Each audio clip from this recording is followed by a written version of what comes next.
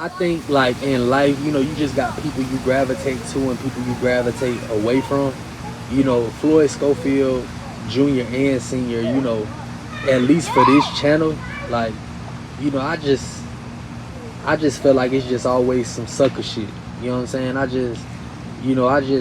I try to stay away from the sucker shit, so like I see the headlines or whatever, or if something's announced, I click it to see, if a fight's lined up or something like that. But I just personally, I don't like those guys. I like the personal. I like them personally. You know what I'm saying? So we don't get that confused. I like what they doing on the outside.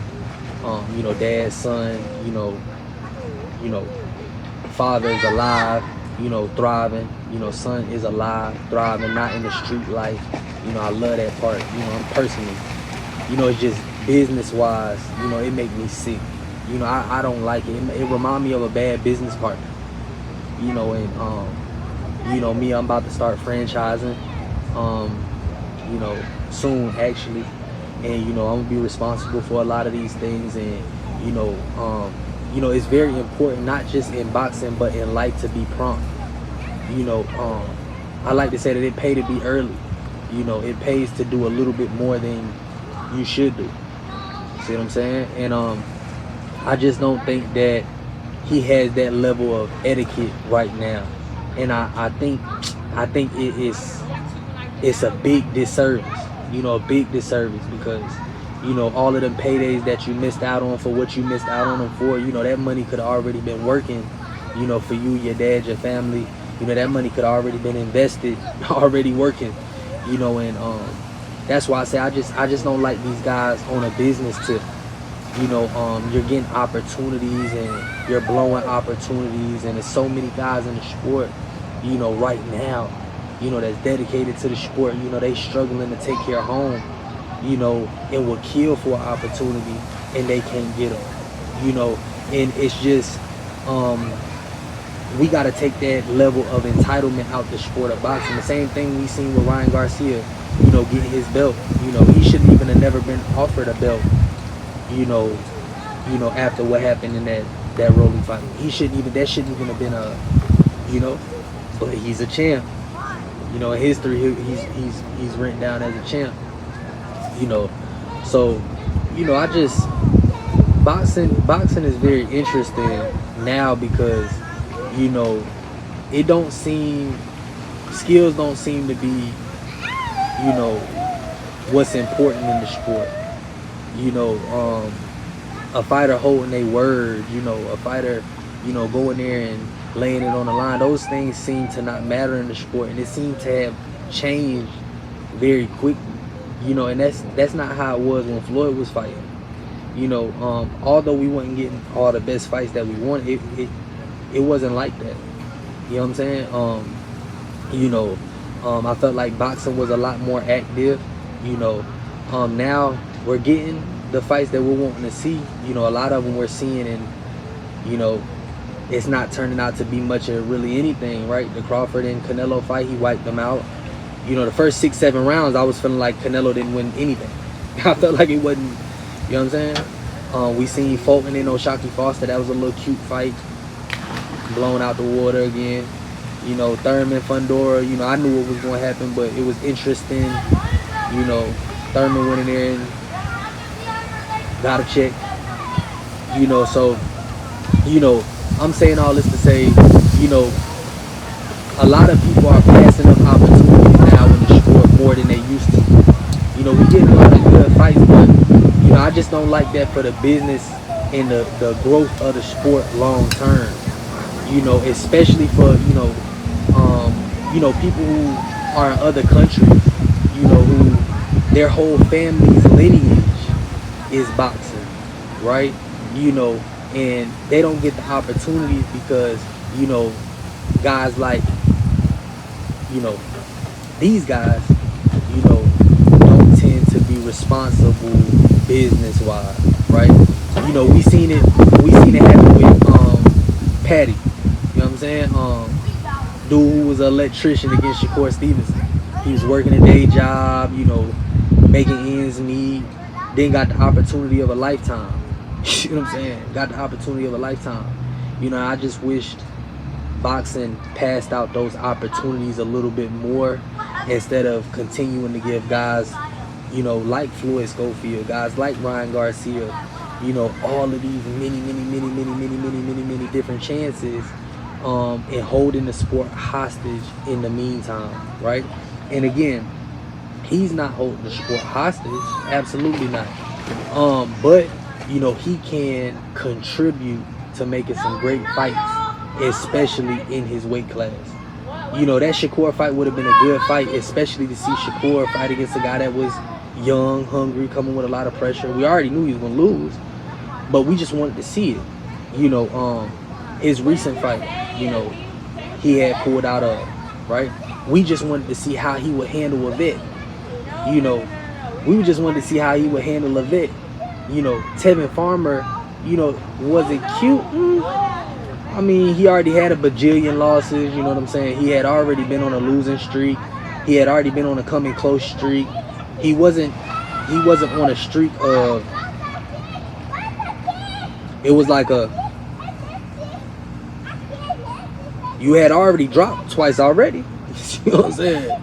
So it's like, you know, I just think it's a disservice, man. Get on here and, you know, the same thing with Mill City. You know, he ain't doing nothing but his job, you know, but, you know, not challenging a little bit more on, you know, hey, well, on this interview, you were saying you was going to do this, you know, just to keep that type of respect with your audience. Like, hey, I ain't going to have nobody coming in here telling y'all nothing wrong, because I ain't going to tell y'all nothing wrong. You know what I'm saying? Hey, yo, you came on the show in November, December last year, and you was talking about something, y'all was going to have a 4-fight deal. Hey, we in April. What happened to that? Oh, so what we going to do about that? You know, as opposed to we getting on here and we letting guys kick narratives and boost their career in the sport of boxing without having to put, you know, the sweat equity that a lot of these other guys are having to put into the sport. You know, that's that on that. You know what I'm saying? You know, do I think he has talent? I think he got talent. You know, do I think he's doing the right thing outside of boxing? Absolutely. You know what I'm saying? I don't think he in the streets. I don't think he out there fucking with the hoes. I don't think he out there, you know, dibbling, dabbling on the drugs. I don't think he doing none of those things. You understand what I'm saying? So, you know, at this point, it's kind of you hindering yourself. You're hindering your own development, your own growth. You know, and I just hate to see that for a guy, you know, especially with a young family. You know, and I wish on this guy a beautiful family, a healthy family. I wish on this guy, you know, nothing but the best. You know, but at first it gotta start with, you know, being more responsible. You know what I'm saying? Being more, you know, prompt to this boxing game.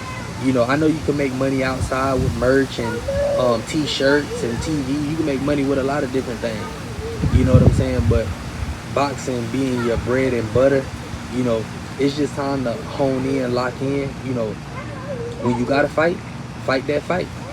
You know, if you gotta fight that fight. You know, it's not no need of having a fight lined up and you keep calling off. You know, it's not no need you got a fight lined up and, you know, a day or two before the fight they got to find a replacement opponent. You know, that's not, you know, at that point you're not being courteous. You're not showing courtesy to the guys who are working hard to put these events together. You know, and I don't think, you know, especially them knowing as much as they know about business, you know, I don't think that they understand how much, you know, it's hurting. You know, Al-Ashik, he gonna be in the sport a long time, you know, and, you know, you're burning bridges that you need to cross later to get to the mega bucks. You know what I'm saying? Since when has De La Hoya been paying guys the mega bucks? You know, Eddie Hearn, since when has he been paying guys the mega bucks that aren't superstars? You understand what I'm saying? So, like I said, focusing on your bread and butter, this boxing game, you know, building your sentiment in the sport. You know, dad is cool, you know, it's phenomenal. But, you know, again, you know, it's like the Migos. You know what I'm saying? You know, you getting 50,000 for a show is cute, but you gotta bust 50,000 down 3 ways. You know what I'm saying? When you got another artist who might go in and get 40 just coming in by himself. You understand what I'm saying? But what if one of the Migos don't show up? Then don't nobody get. You understand what I'm saying? And I think these guys are, you know, smart at what they smart at. But I think with this boxing thing, we need to kind of go back and go back to the drawing board and try to mend some of these relationships, try to mend some of these relationships with boxing fans, so that we could kind of switch this narrative that, this guy can't talk for himself. This guy gonna show up late. He might not show up at all. The excuse might be this or that. Either way, the excuse ain't gonna make sense. The excuse, as me investing in this guy might be me. I might just be paying this guy for 30 minutes to help sell this venue out so I can get my chicken. He might call off and blame it on me. So it's just we lacking a lot of professionalism, and it's not just, I think this won't just help y'all just in boxing, but just in life, be prompt, be on time, hold your word, do what you say you're gonna do. You know what I'm saying? And as long as you can continue to do that consistently and make it a habit, that'll just be a part of you. So people are excited to work with you. They're happy to work with you. They're willing to negotiate with you. Why? Because they know that you're going to be on time. They know that you're going to be present. They know that you understand what I'm saying? And the last thing I'm going to tie that to, right? Right now, it's a little situation with DJ Vlad paying people, right? You got Aries Spears. I'm gonna use this as an example, right? He's coming in there getting paid a great amount of money to come in, sit down and talk, right? And instead of being grateful, right? He tries to push the envelope. Be gone. Go to the store for me and get me a towel. I want 20 chicken wings, a makeup artist, and a masseuse. Right, and that remind me a lot of this of this situation with these guys. They're difficult to work with. Vlad saying he willing to work with anybody that he's fell out with that had, but I think that's gonna come back and bite the Schofields in the ass at the end of this. Similar how it's gonna bite, Aries Spears in the ass with this. Certain things you can't come back from.